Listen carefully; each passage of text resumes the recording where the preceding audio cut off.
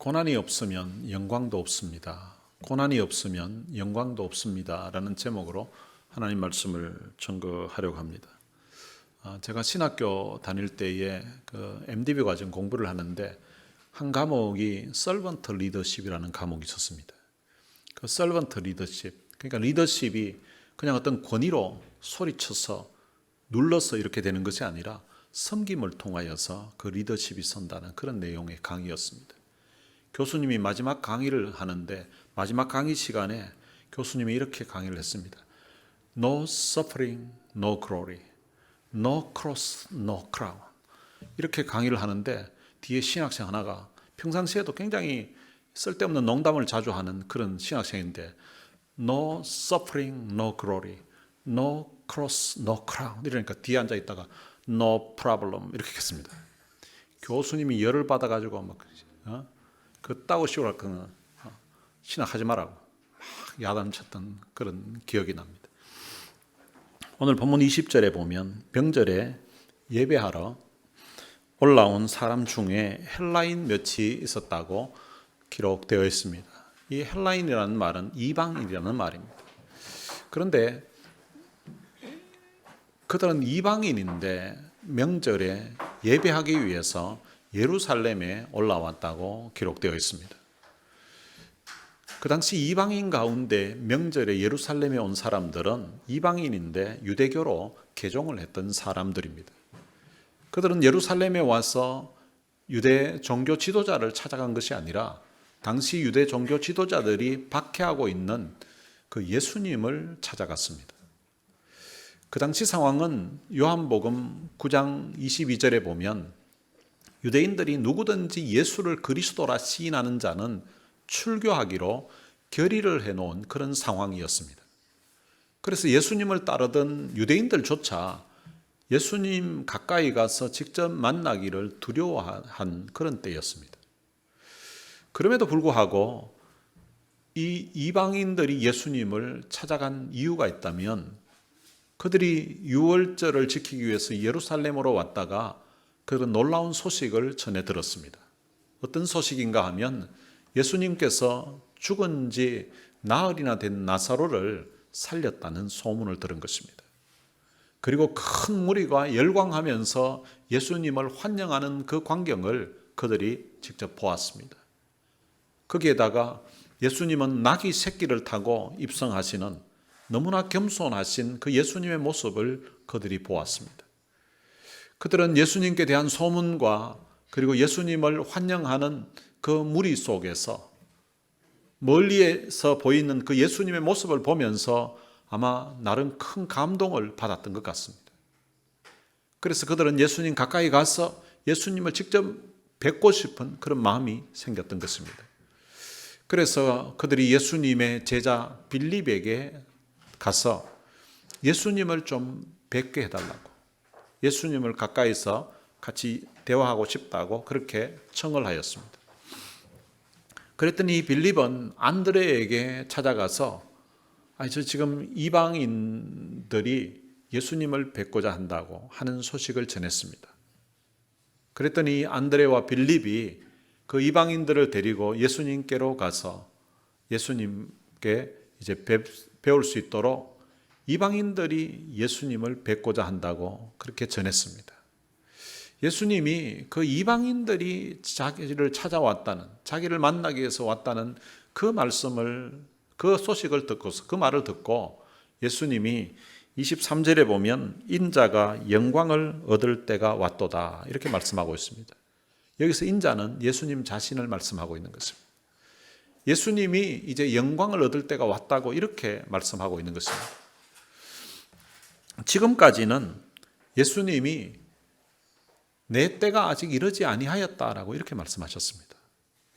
요한복음 2장에 보면 가나 혼인 잔치 하는 곳에서 그의 어머니가 이제 이 잔치집에 포도주가 떨어졌다는 사실을 이야기했습니다. 그때 예수님이 여자여 나와 무슨 상관이 있나이까 내 때가 아직 이르지 아니하였나이다 라고 이렇게 했습니다. 그리고 요한복음 7장 6절에도 보면 예수님이 내 때는 아직 이르지 아니하였거니와 이렇게 말씀하셨습니다. 그리고 요한복음 8장 20절에도 보면 이는 그의 때가 아직 이르지 아니하였음이로라 이렇게 말합니다.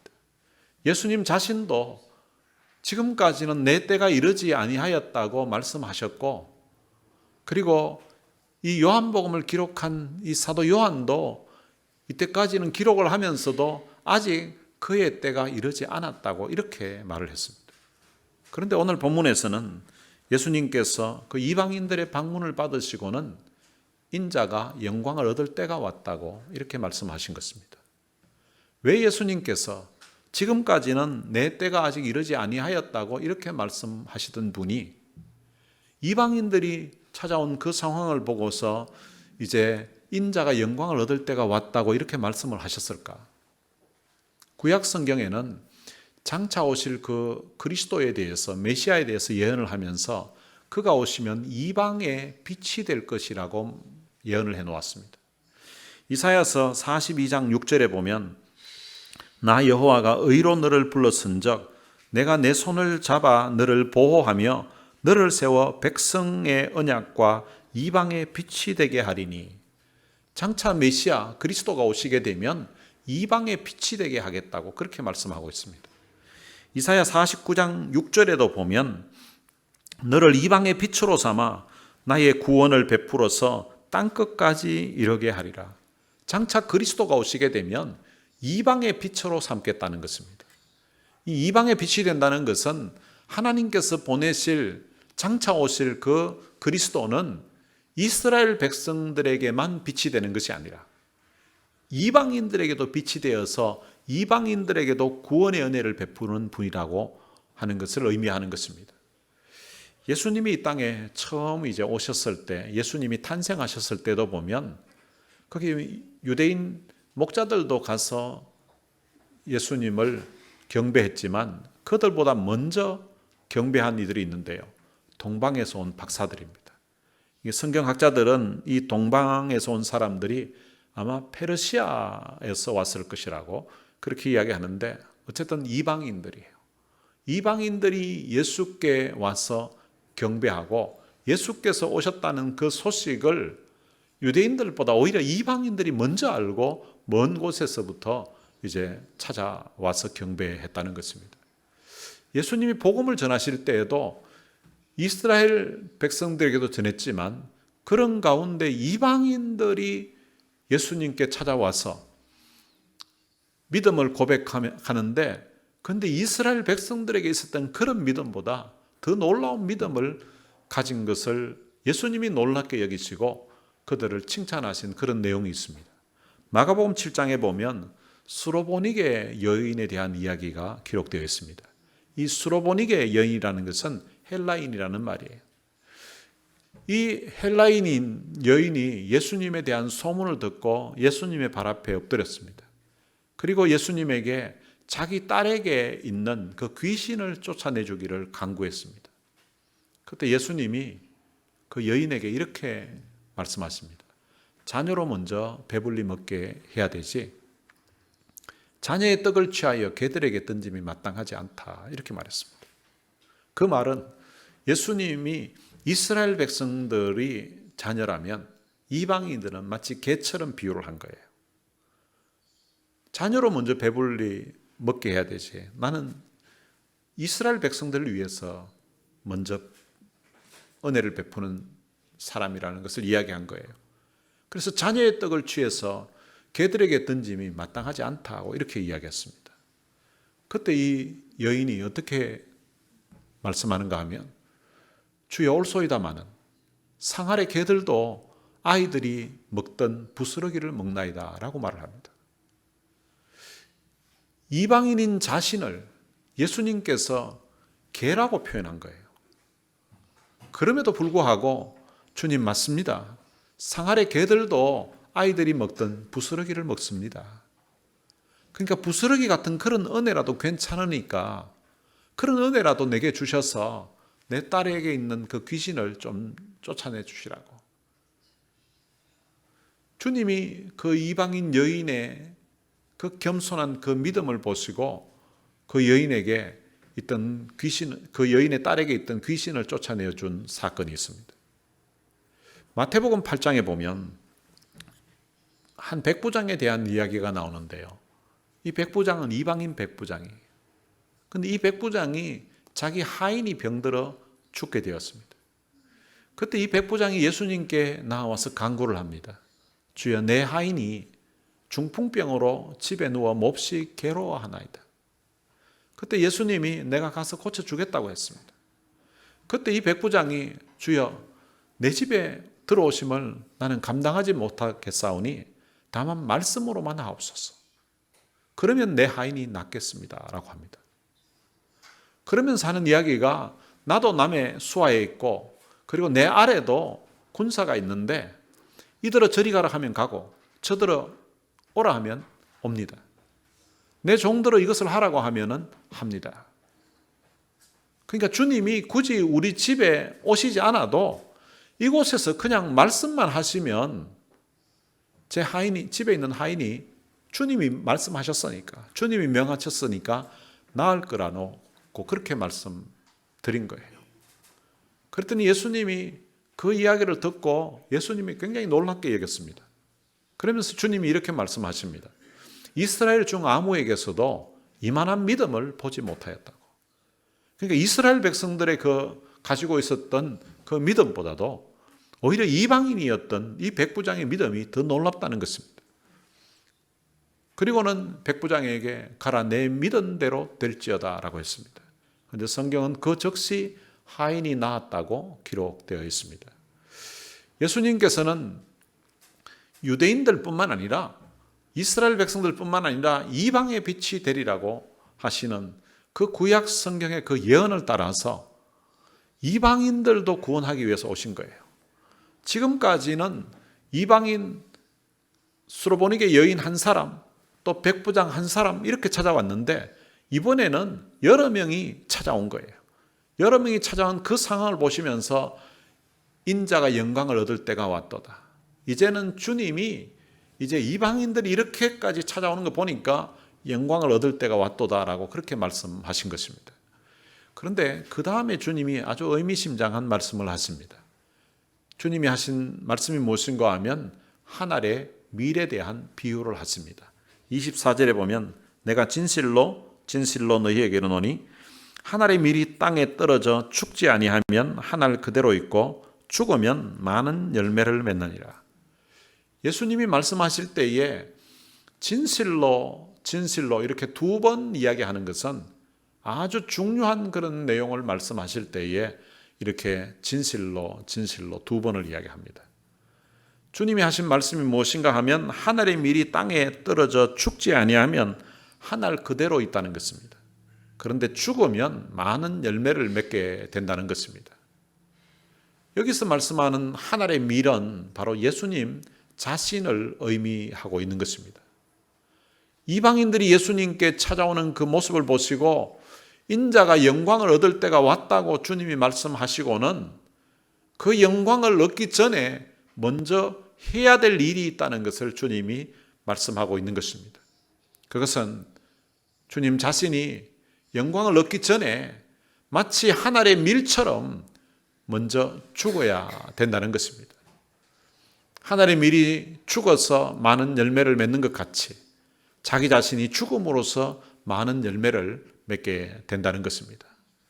일반적으로 사람들이 영광을 얻을 때가 왔다고 하면 보통은 성공을 해서 하는 사업이 잘 되고 아니면 공부를 잘하고 해서 뭐 어떤 시험에 합격을 했다든지 어떤 곳에 있게 될 때 그때 이제 얻는 영광을 많이 생각을 합니다. 그런데 예수님은 자신의 생명을 희생하는 것을 통하여서 자신의 죽음을 통해서 가져올 영광을 말씀하고 있는 것입니다. 25절에 보면 자기 생명을 사랑하는 자는 잃어버릴 것이요 이 세상에서 자기의 생명을 미워하는 자는 영생하도록 보존되리라. 자기 생명을 사랑하는 자는 오히려 잃어버리게 된다고 말씀하고 있습니다. 하늘의 밀이 자기 생명을 사랑해서 땅에 떨어졌음에도 불구하고 죽지 아니하고 그대로 있으면 우선은 자기 생명이 그대로 보존되고 있는 것 같지만 세월이 지나면 결국에는 그 밀알은 썩어지고 결국은 죽고 만다는 것입니다. 밀알이 자기가 죽지 않는다고 하지만 근데 결국은 세월 지나면 그냥 의미 없이 썩어지고 죽게 되어서 자기 생명을 잃어버리게 된다는 것입니다.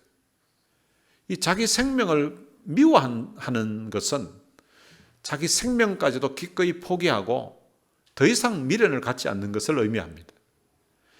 이것은 자기 생명을 희생하는 것을 의미합니다. 하늘의 밀알이 자기 생명을 오히려 희생하게 되면 오히려 많은 열매를 맺게 된다는 그런 말씀을 하고 있는 것입니다. 하늘의 밀알이 땅에 떨어져 심겨지게 되면 처음에는 그 밀알 자체는 죽은 것처럼 보이지만 얼마 지나지 않아서 곧 전혀 다른 모습으로 새싹이 돋아나서 그 죽은 밀알로 말미암아 많은 밀알의 열매가 맺혀지게 된다는 것입니다. 하늘의 밀이 자신이 죽음으로써 많은 밀알의 열매가 맺히게 된다는 것을 주님이 말씀하신 것입니다. 바로 예수님 자신이 십자가의 그 죽음을 통하여서 바로 그와 같은 하늘의 밀이 죽어서 많은 열매를 맺는 것처럼 예수님 자신이 죽음으로 말미암아 많은 열매를 맺게 된다는 것을 말씀하고 있습니다. 예수님 자신이 십자가의 죽음으로서 많은 사람들이 구원받게 되는 것을 의미하는 것입니다. 자신이 십자가의 죽음으로 말미암아 자신도 그 죽음을 통하여서 영원히 살게 되는 것이고, 그리고 또한 예수님의 그 십자가의 죽음을 통하여서 그를 믿는 사람들이 영원히 살게 되는 그런 역사가 일어나게 된다는 것입니다. 그러면서 26절에서 그 제자들에게 이런 말씀을 하십니다. 사람이 나를 섬기려면 나를 따르라. 나 있는 곳에 나를 섬기는 자도 거기 있으리니 사람이 나를 섬기면 내 아버지께서 그를 귀히 여기시리라. 예수님은 제자들을 향하여서 사람이 나를 섬기려면 나를 따르라고 말씀했습니다. 나를 섬긴다는 말은 바로 예수님을 예배한다는 것입니다. 예수님을 예배하는 그런 사람들, 다른 말로 하면 예수님을 믿는 사람들은 바로 예수님이 있는 곳에 바로 같이 있게 된다는 것을 말씀하고 있습니다. 예수님은 십자가의 그 죽음을 통하여서 예수님은 곧 부활하신 다음에 이제 아버지께서 계신 그 천국으로 가게 되는데, 바로 예수님을 섬기는 사람, 예수님을 예배하는 사람, 예수님을 믿는 사람들이 바로 예수님이 가 계실 그 천국에 또한 있게 된다는 것입니다. 예수님을 믿는 사람들은 예수님을 따라가야 된다는 것입니다. 예수님을 따른다는 것은 예수님이 사셨던 것처럼, 예수님이 살아갔던 그 모습을 우리의 삶의 롤 모델로 삼아서, 본을 삼아서 살아가는 것을 의미하는 것입니다. 예수님의 삶은 그냥 주어진 영광이 아니라 바로 그 고난을 통하여서, 십자가를 통하여서 얻는 영광의 삶을 사셨던 것입니다. 예수님을 믿는 자는 바로 예수님이 가신 그 고난의 길을, 주님의 그 발자취를 따라가는 사람들입니다. 그렇게 예수님을 믿고 예수님을 따라가면 장차 예수님이 계신 그 천국에 함께 있게 된다는 것입니다. 그리고 주님을 섬기는 자를 하나님 아버지께서도 그들을 귀히 여기신다고 말씀하고 있습니다. 27절에 보면 지금 내 마음이 괴로우니 무슨 말을 하리요? 아버지여 나를 구원하여 이때를 면하게 하여 주옵소서. 그러나 내가 이를 위하여 이때에 왔나이다 라고 말합니다. 여러분, 하늘의 밀이 되어서 죽는다는 것은 사실은 간단한 문제가 아닙니다. 예수님께서도 이 땅에 우리와 같이 연약한 육체를 입고 오셨습니다. 그래서 우리 사람들이 느낄 수 있는 그런 고통을 예수님도 다 느끼시고 계신 것입니다. 그래서 예수님이 지금 내 마음이 괴로우니 무슨 말을 하리요? 그러니까 주님도 그 십자가의 그 죽음을 앞에 두고서 우리와 같은 연약한 육체를 가지신 분이시기 때문에 그 마음에 사람들이 느낄 수 있는 그런 고통을 느끼고 계신 것입니다. 그리고 아버지여 나를 구원하여 이때를 면하게 하여 주옵소서. 아버지여 나를 구원하여, 이때를 면하게 하여 달라는 말은 십자가의 그 고통이 너무 크기 때문에 우리와 같은 연약한 육체를 가진 그 주님이 할 수만 있으면 이 고통을 면하게 해달라고 하는 그런 요청입니다. 그러나 그 뒷부분에 보면 그러나 내가 이를 위하여 이때에 왔나이다. 그러니까 그런 고난을 통과하지 않고는 주님이 이 땅에 오신 그 사명을 감당할 수 없다는 사실을 주님이 알고 계신 거예요. 그 길이 참 힘든 일이지만 주님이 피할 수 있는 길이 아니고 또한 그 주님이 그 길을 가야만 많은 열매를 맺게 된다는 것입니다. 우리가 주님을 위해서 드리는 헌신도 주님을 위해서 하는 수고도 마찬가지입니다. 사실 그 수고와 희생을 하기 위해서는 때로는 인간적인 생각으로 때로는 고민도 있고 갈등이 있을 수도 있습니다. 그런데 그런 것들을 극복하고 주님 앞에 우리가 희생하고 우리가 헌신하면서 주님 앞에 나아갈 때에 많은 열매들이 맺혀지게 되는 것입니다. 28절에서는 아버지여 아버지의 이름을 영광스럽게 하옵소서 하시니 이에 하늘에서 소리가 나서 이르되 내가 이미 영광스럽게 하였고 또다시 영광스럽게 하리라 하시니 라고 기록되어 있습니다. 아버지여 아버지의 이름을 영광스럽게 하옵소서라고 했습니다. 그러니까 예수님 자신이 육신이 받는 그런 엄청난 그런 고통 앞에 사실은 이런 고통을 면할 수 있는 길이 있다면 이런 고통의 시간을 지나지 않고도 만약에 구원할 수 있는 다른 길이 있다면 갔으면 좋지만 그러나 그 길이 없다는 사실을 주님이 알고 계세요. 그래서 자기의 삶이 어떤 모양으로 들어지든지 간에 자신은 아버지의 이름을 영광스럽게 하기를 원한다는 고백을 합니다. 비록 자신이 그 고난의 길을 가더라도 자신이 십자가의 그 길을 가더라도 아버지의 이름이 영광스럽게 되게 해달라고 그렇게 자신의 소원을 아뢰 드립니다. 그랬더니 하늘에서 소리가 납니다. 내가 이미 영광스럽게 하였고 또다시 영광스럽게 하리라. 이 말씀의 의미는 예수님이 지금까지 하시는 일, 지금까지 하셨던 그 사역을 통하여서 이미 하나님이 영광스럽게 되었다는 거예요. 그리고 또다시 영광스럽게 되리라. 지금까지는 예수님이 복음을 말씀으로 선포하시고 그리고 예수님이 표적을 행하심을 통하여서 바로 하나님을 영광스럽게 했다면 앞으로 남은 이제 며칠 안에 이루어질 그 일은 예수님의 그 채찍 맞으시고 그 십자가의 고난을 당하시고 죽음을 통하여서 하나님을 영광스럽게 할 것이라는 의미가 담겨져 있습니다. 29절에 보면 곁에 서서 들은 사람들은 지금 방금 들려졌던 그 소리가 이 사람들에게는 제대로 들려지지 않았던 거예요. 그래서 어떤 사람은 천둥이 울었다고 표현하기도 하고 어떤 사람들은 아마 천사가 그에게 무슨 말을 한 것 같다고 이렇게 말을 했습니다. 때때로 하나님이 그 뜻은 우리 사람들에게 잘 알려지지 않는 경우가 있습니다.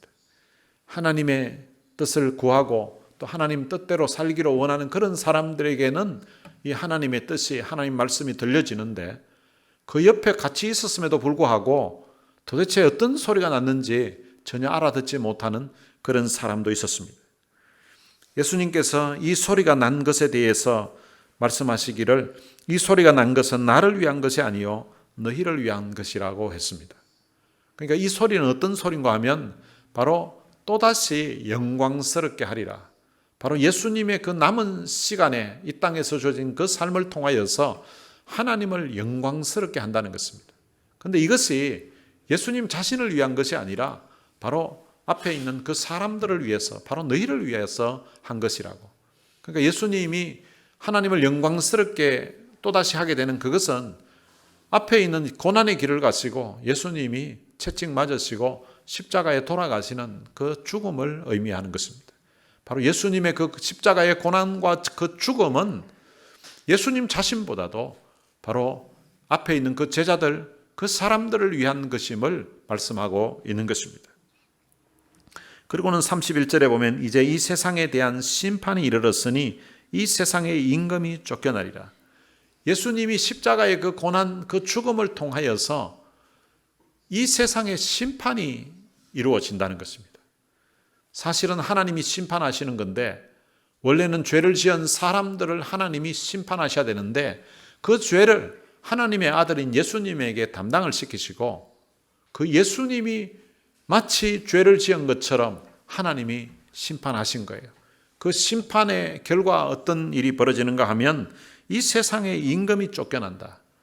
이 세상의 임금으로 표현한 이는 바로 사단을 이야기하는 거예요. 마귀를 이야기하는 거예요.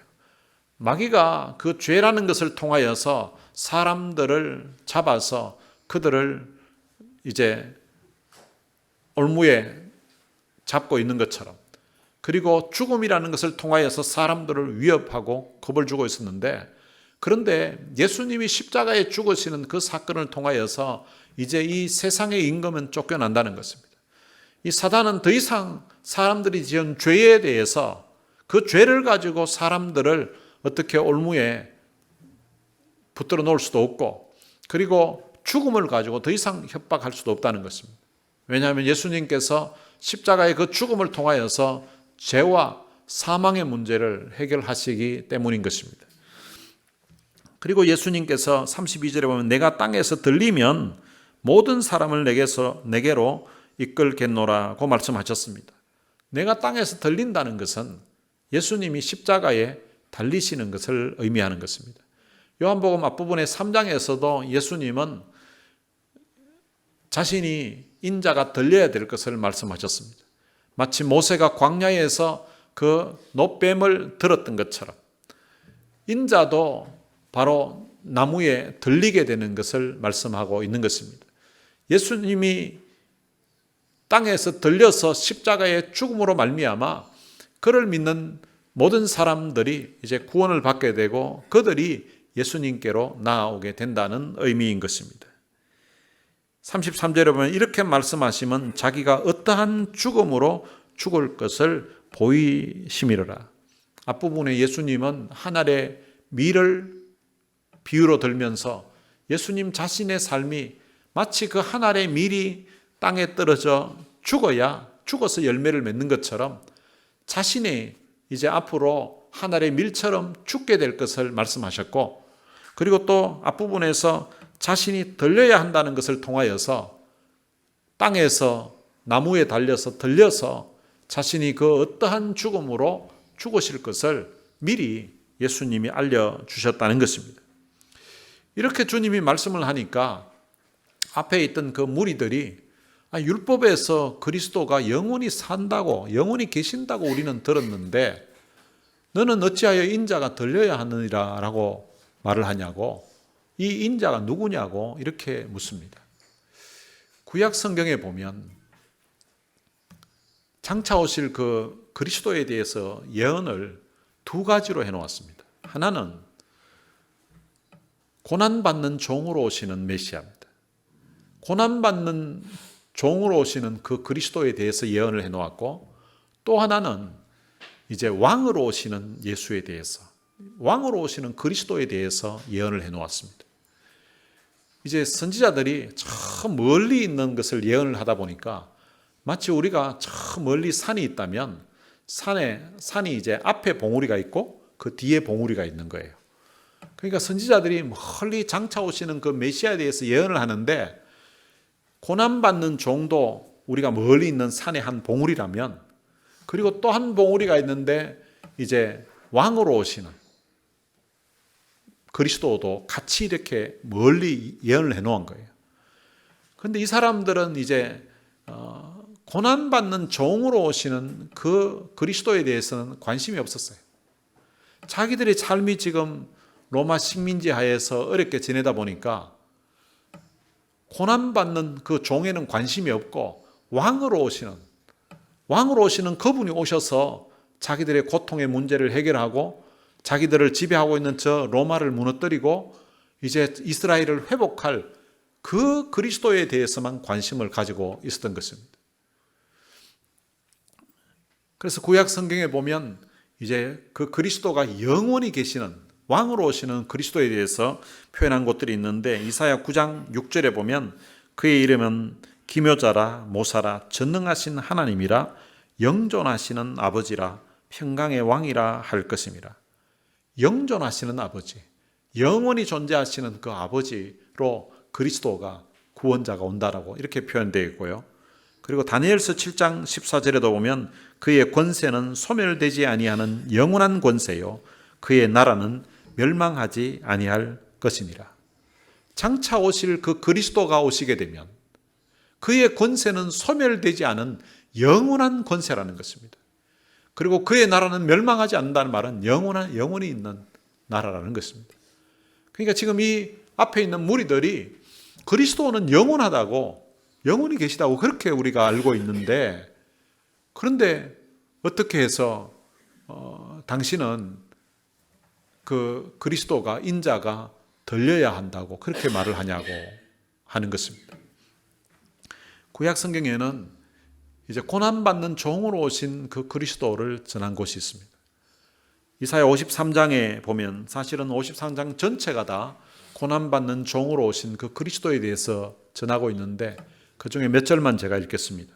4절부터 보면 그는 실로 우리의 질고를 지고 우리의 슬픔을 당하였거늘 우리는 생각하기를 그는 징벌을 받아 하나님께 맞으며 고난을 당한다 하였노라.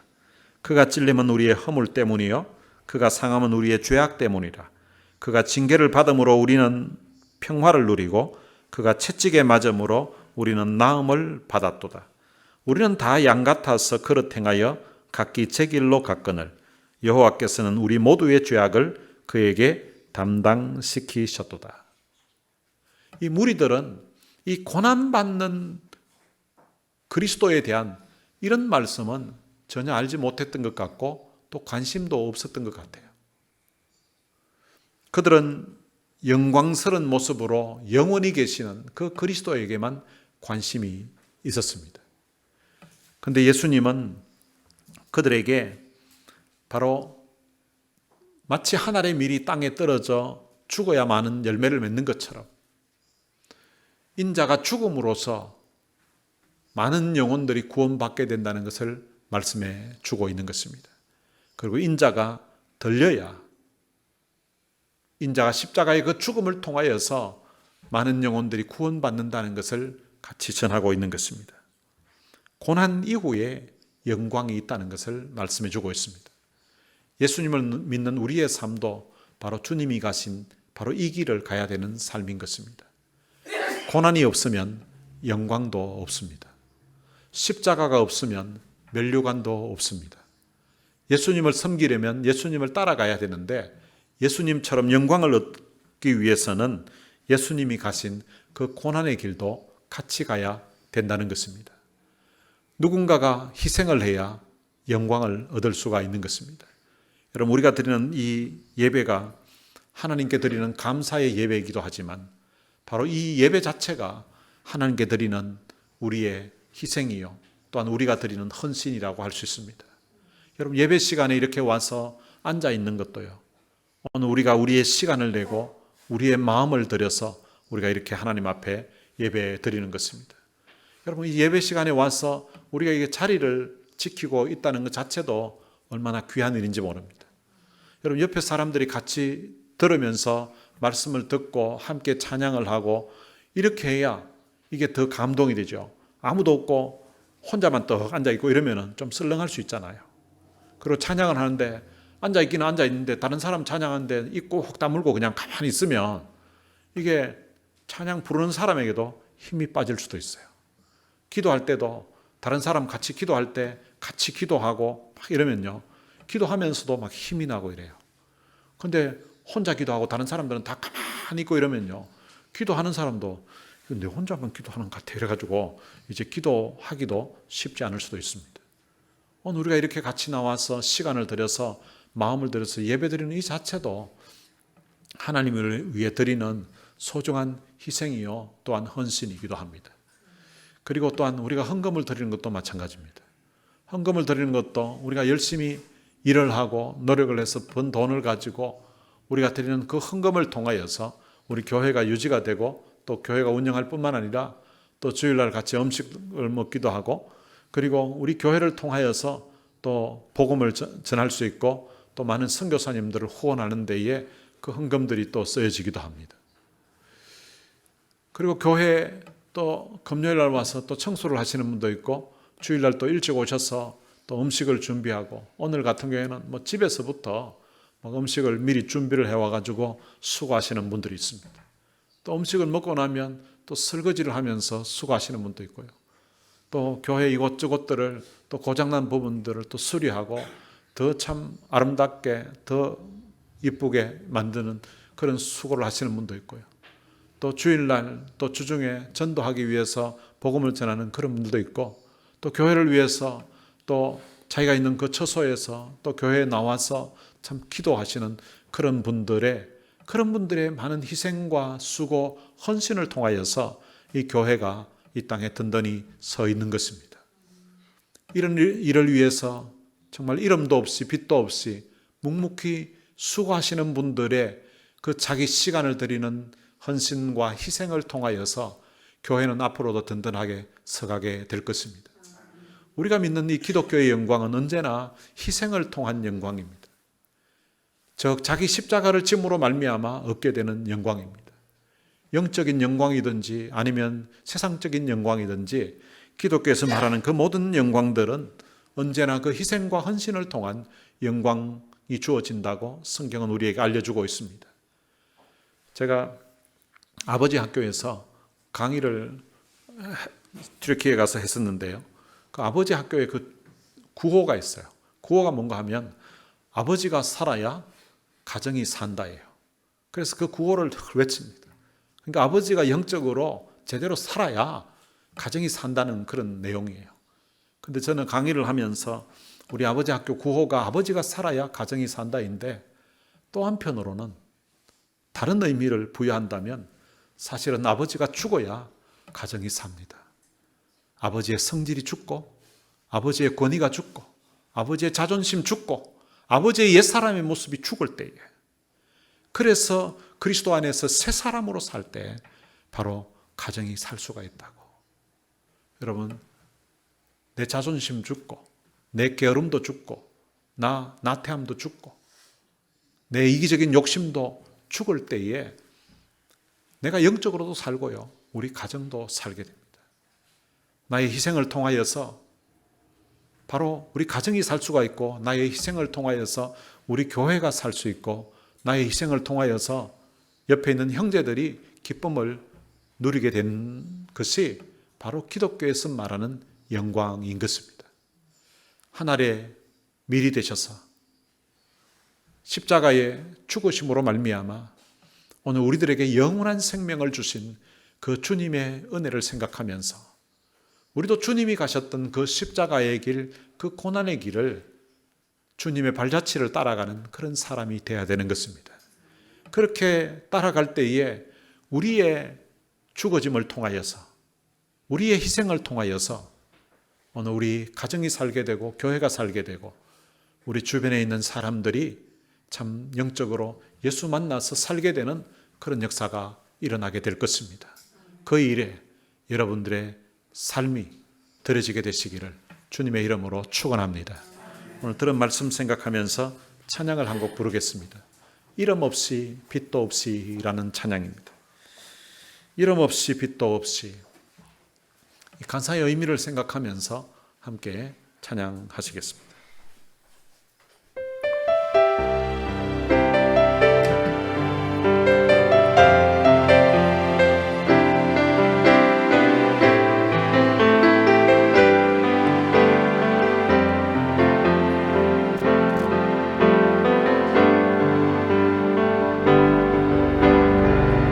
하나님을 따른다는 것이 너무 힘들고 고통의 길이라 해도 서지 않겠네. 주님 십자가 날 위해 지셨듯이 하나님을 따른다는 것이 때론 핍박과 조롱을 당한다 해도 멈춰서지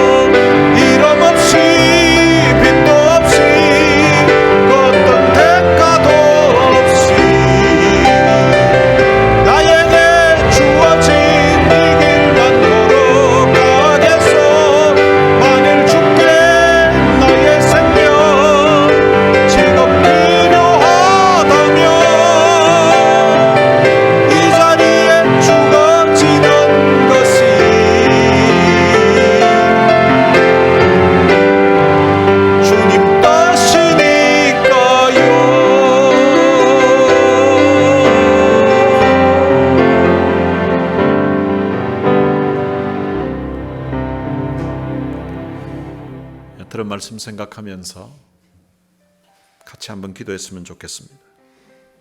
고난이 없으면 영광도 없습니다. 주님께 받은 그 귀한 사랑, 주님께 받은 그 귀한 은혜를 생각하면서 우리도 주님이 가신 그 고난의 길을, 희생의 길을, 헌신의 길을 우리가 가야 되는 것입니다. 여러분, 가정도 남편은 남편으로서 얼마나 희생하는가 따라서, 헌신하는가 따라서 그 가정이 행복한 가정이 될 수가 있고요. 또 아내는 아내로서의 역할을 하면서 얼마나 희생하고 헌신하는가 따라서 든든한 가정, 아름다운 가정이 될 수가 있습니다. 자녀는 자녀대로, 부모는 부모대로 오늘 우리가 수고하고 헌신을 해야 아름다운 가정, 행복한 가정이 되는 것이지 결혼만 한다고 행복한 가정이 되는 것은 아닙니다. 여러분, 교회도 마찬가지예요. 여러분, 우리가 이렇게 깨끗한 곳에서 참 은혜로운 예배를 드릴 수 있는 것은 누군가의 수고가 있고 누군가의 헌신이 있어서 우리가 그 예배를 드릴 수가 있고요. 또 예배 이후에도 우리가 맛있는 음식을 먹으면서 친교할 수 있는 것도 누군가의 희생과 누군가의 수고를 통하여서 이루어지는 것입니다. 이 교회가 유지되고 교회가 있는 것도 여러분들의 참 하나님께 드리는 그 귀한 예물, 여러분들의 시간, 여러분들의 그 드려진 헌신을 통하여서 이 교회가 지금까지 유지되어 왔고, 또 그런 헌신을 통하여서 우리 교회가 앞으로도 유지되고 또한 복음을 전하고 선교하는 그 일을 감당하게 될 것입니다. 나름대로 지금까지도 참 주님 위해서 살아온 줄 알지만 오늘 이 말씀 통하여서 하나님 더 희생하고 더 헌신하는 삶, 나아가서 영적으로 주님처럼 참 내 옛사람이 죽고 옛사람이 주님 앞에 헌신함으로 말미암아, 죽어짐으로 말미암아, 내가 희생함으로 말미암아 우리 가정이 더 은혜로운 가정, 행복한 가정, 우리 교회가 더 은혜롭고 행복한 교회 되게 하옵소서. 그 일에 내 인생이 마치 한 알의 밀처럼 쓰여지는 역사가 있게 해달라고 우리 다 같이 들은 말씀 생각하면서 통성으로 기도하시겠습니다. 살아계신 아버지 하나님, 은혜를 감사합니다. 오늘 귀한 주일날 주님 앞에 나와서 예배드리던 주님, 고난이 없으면 영광도 없습니다 라는 말씀을 통하여서 오늘 우리의 마음에 주님 깨달음을 주시고 우리의 마음에 도전을 주시니 감사합니다. No suffering, no glory, no cross, no crown. 고난이 없는 영광이 없고 십자가 없는 면류관이 없다는 사실을 생각하면서 오늘 주님이 가셨던 그 십자가의 길, 주님이 가셨던 그 고난의 길, 주님 나도 받은 은혜 생각하면서 자원해서 그 길을 갈 수 있도록 해주시고 오늘 주님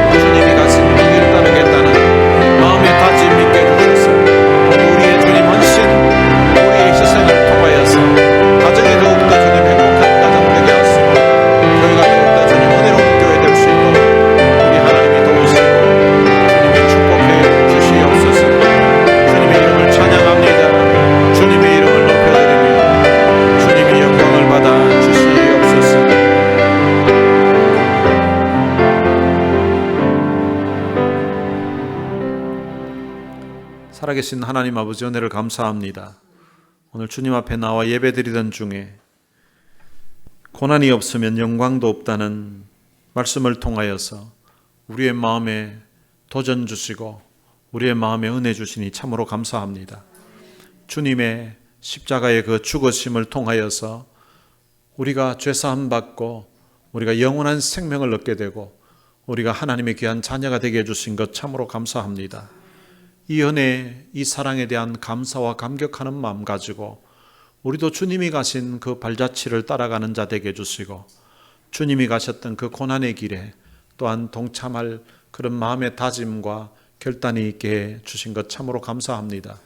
지금까지도 이 교회가 여기까지 오게 된 것은 주님께 받은 그 은혜가 감사해서 주님께 시간을 드리고 주님께 마음을 드리고 주님께 귀한 예물로 주님께 감사와 사랑을 표현했던 수많은 성도들의 희생과 그들이 드렸던 그 헌신을 통하여서 이 교회가 유지되어 왔고 또한 이 교회를 통하여서 그동안도 여러 선교사님들을 또한 후원하며 또한 그들을 또한 든든하게 서게 하는 일을 감당하게 하셨던 것 참으로 감사합니다.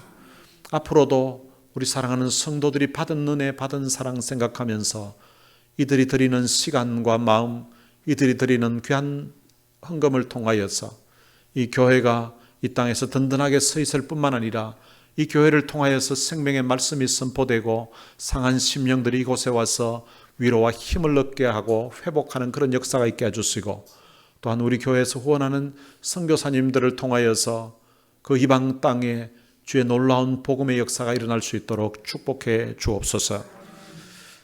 우리 주 예수 그리스도의 은혜와 하나님의 무한하신 사랑과 성령님의 위로교통 충만하심이 주님께 받은 그 귀한 사랑, 귀한 은혜 또한 주님의 그 십자가의 그 죽음을 생각하면서 남은 삶을 주님 가신 그 고난의 길에 동참하며 같이 헌신하며 주를 위해 살 것을 마음에 다짐하는 하나님의 귀한 자녀들 머리머리 위에 이제로부터 영원토록 함께 있을지어다.